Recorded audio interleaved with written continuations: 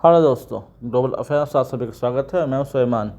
एक बड़ी न्यूज़ आ रही है टेलीकॉम सेक्टर से, जहां पर स्टारलिंक भारत आने वाला है और स्टारलिंक के साथ पार्टनरशिप किया है भारतीय एयरटेल ने to provide satellite internet in India. जी हाँ, स्टारलिंक, हम इसके बारे में जानते हैं कि कैसे काम करता है और कैसे पॉपुलरली अक्रॉस द ग्लोब ये सैटेलाइट इंटरनेट को प्रमोट कर रहा है। अगर स्टारलिंक की बात करें तो ये एलोन मस्क की कंपनी है, स्पेसएक्स के अंदर ये आती है और यहाँ पर थाउजेंड्स ऑफ सैटेलाइट्स को छोड़ा गया है इन लो अर्थ ऑर्बिट, ताकि हम पा सकें seamless internet connectivity across the globe, जहाँ पर कोई डिस्रप्शन ना हो और लगातार हमें इंटरनेट की पहुँच मिलती रहे। अब अगर हम भारत की बात करें तो क्यों भारत इम्पॉर्टेंट है स्पेसएक्स के लिए, एलोन मस्क के लिए, और क्या इससे भारतीय एयरटेल को फ़ायदा होने वाला है इन लॉन्गर रन। देखिए, भारत में अभी भी एक डिजिटल डिवाइड देखने को मिलता है। ये बात सही है कि बहुत सारे डिजिटल प्लेयर्स यहाँ पर हैं, चाहे जियो हो, एयरटेल हो या दूसरे प्लेयर्स हों, लेकिन अभी भी 40% लोगों के पास नेट की कनेक्टिविटी नहीं है। एक डिजिटल डिवाइड देखने को मिलता है। ये डिफीट करता है हमारे गुड गवर्नेंस को, ई गवर्नेंस को और the future of digital India को। इसलिए बहुत इम्पॉर्टेंट हो जाता है कि हम डिजिटल डिवाइड को ख़त्म करें और सभी तक नेट की कनेक्टिविटी पहुंचाएं। अब अगर हम ब्रॉडबैंड कनेक्टिविटी की बात करें, नेट कनेक्टिविटी की बात करें तो मोबाइल, तो यहाँ पर कुछ डिस्ट्रप्शंस हैं, कुछ इसकी लिमिटेशंस हैं। कई बार हमें नेटवर्क नहीं मिलता, हम कहीं ट्रैवल कर रहे हैं पहाड़ों में, जंगलों में या कुछ ऐसे एरियाज में जहाँ पर नेट कनेक्टिविटी नहीं है, तो वहाँ पर हम पीछे रह जाते हैं नेट कनेक्टिविटी में। लेकिन अगर सैटेलाइट इंटरनेट की बात करें तो ये सीमलेस कनेक्टिविटी प्रोवाइड करता है। ये यहाँ पर ब्रॉडबैंड पर निर्भर नहीं रहता और आप आसानी से इसको अप्रोच कर सकते हैं और इसकी सर्विस का आनंद उठा सकते हैं। हालांकि नेट कनेक्टिविटी थ्रू सैटेलाइट इसके लिए इतना आसान नहीं होता कि आप इसको शुरू कर सकें। इसके लिए कुछ रेगुलेटरी रूल्स हैं, उसको आपको फॉलो करना होगा, तभी इंडिया में एक प्रॉपर सैटेलाइट इंटरनेट का जो इकोसिस्टम है वो जनरेट हो पाएगा। दरअसल इसको लेकर बातें कई समय से चल रही थी और एलन मस्क ने क्रिटिसाइज़ भी किया था due to the slowness of government of India, कि स्लोली इसमें काम किया जा रहा है। गवर्नमेंट ऑफ इंडिया बहुत स्लोली इसको देख रही है और टेलीकॉम मिनिस्टर श्री ज्योतिरादित्य सिंधिया ने भी बताया था कि अभी इसको रेगुलेटरी अथॉरिटी से अप्रूवल नहीं मिला है, इसलिए सैटेलाइट इंटरनेट के लिए समय लग सकता है। फिर भी अगर इस पर प्रिलिमिनरी कुछ काम हुआ है और एयरटेल और स्टारलिंक साथ आए हैं तो इससे बहुत अच्छा बूम मिलेगा। अब कैसे फ़ायदा होगा दोनों कंपनियों को, आइए समझते हैं। अगर हम बात करें एयरटेल की, तो एयरटेल के इस समय 30 मिलियन से ज़्यादा सब्सक्राइबर बेस हैं। वो अगर सैटेलाइट इंटरनेट प्रोवाइड कराता है, देता है थ्रू स्टारलिंक, तो उसको कस्टमर बेस का फ़ायदा होगा, उसका बड़ा कस्टमर बेस होगा। हो सकता है जो जियो के, बीएसएनएल के, वोडाफोन के कस्टमर्स है वो इस तरफ आकर्षित हों और एयरटेल की सर्विस लें। इससे उसको कस्टमर बेस बड़ा मिलेगा और उसका बिजनेस बड़ा हो जाएगा।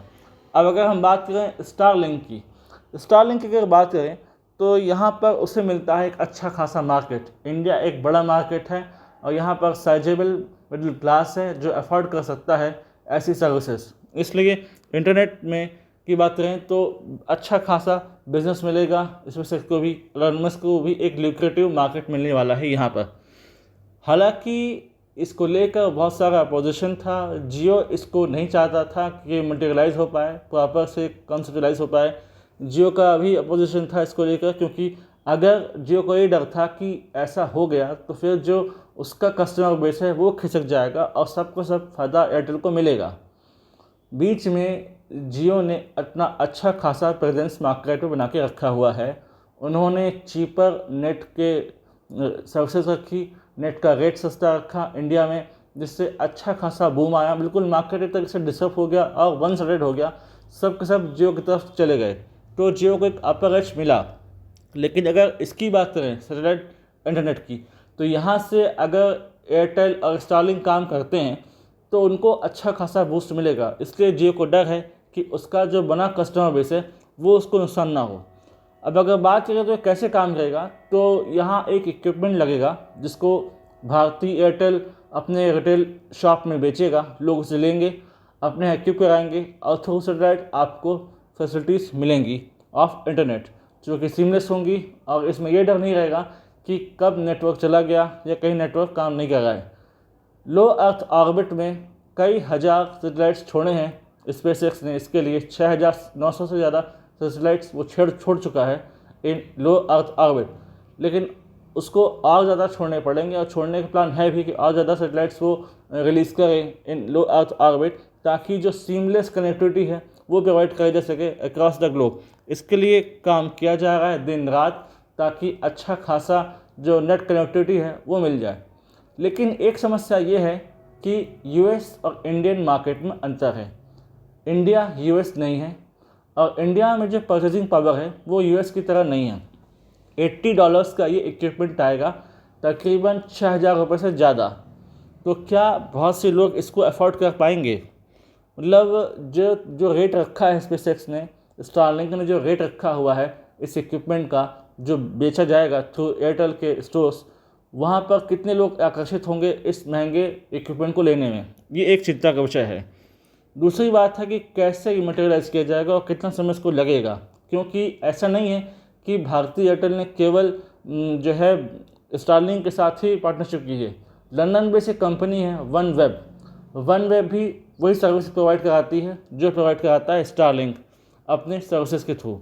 तो वन वेब भी सैटेलाइट इंटरनेट सर्विसेज प्रोवाइड कराती है, तो वो भी इंडिया आने वाली है। तो एक तरीके से स्टारलिंक को यहाँ पर एक ओपन मार्केट नहीं मिलेगा, एक उनको राइवल सामने मिलेगा जो कि वन वेब के रूप में होगा। तो उससे कैसे निपटा जाएगा, ये भी स्टारलिंक के लिए चुनौती है। और सबसे बड़ी चुनौती ये है कि कैसा मार्केट बेस वो खड़ा कर पाएंगे और कितने लोग इसमें आकर्षित हो पाएंगे।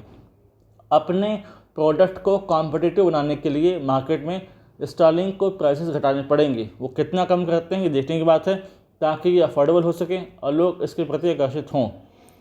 सैटेलाइट इंटरनेट अगर इंडिया में आता है तो बहुत अच्छी बात है, रेवोल्यूशनरी बात है। डिजिटल इंडिया का हम सपना देख रहे हैं वो पूरा हो सकेगा और हम इजीली एक्सेस कर पाएंगे नेट को अक्रॉस द कंट्री। और जो डिजिटल डिवाइड है उसे हम ख़त्म कर पाएंगे जो कि 40% से भी ज़्यादा का है। तो इसे ख़त्म करने में हमें सहायता मिलेगी, हमें फ़ायदा होगा और आने वाले समय में डिजिटल इंडिया का सपना पूरा हो सकेगा। इससे रिलेटेड कोई सिग्निफिकेंट इन्फॉर्मेशन यदि आती है और जो कि वाइटल है तो I will make a separate with this regard. Do like, comment, share, subscribe the video and spread this video for the knowledge of people. यदि आप हमसे जुड़ना चाहते हैं तो आप इंस्टाग्राम, टेलीग्राम के थ्रू हमसे जुड़ सकते हैं।